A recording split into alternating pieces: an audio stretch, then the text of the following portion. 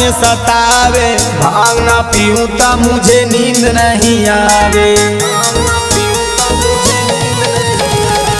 दिन में सतावे भोले, रात में सतावे, भांग ना पीऊं तो मुझे नींद नहीं आवे। जोगिया सपना देखूं तो भोले पागली आवे, भांग ना पीऊं तो मुझे नींद नहीं आवे, गांजा ना पीऊं तो मुझे नींद नहीं आवे।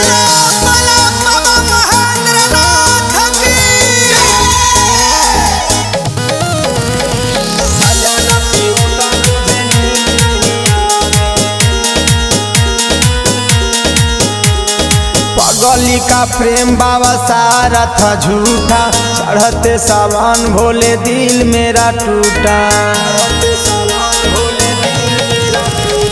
पगली का प्रेम बाबा सारा था झूठा, चढ़ते सावन भोले दिल मेरा टूटा।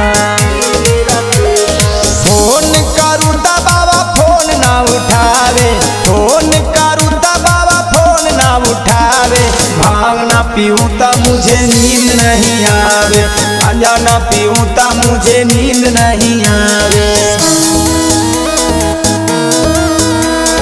गांजा ना पीऊं तो मुझे नींद नहीं आवे।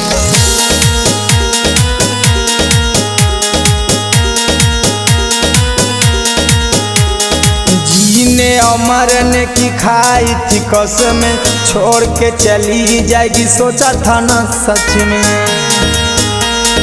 भोले जीने और मरने की खाई थी कसम, छोड़ के चली जाएगी सोचा था ना सच में। राहुल रावानी देवालाल के रुलावे, राहुल रावानी देवालाल के रुलावे, भांग ना पीऊं तो मुझे नींद नहीं आवे, गांजा ना पीऊं तो मुझे नींद नहीं आवे।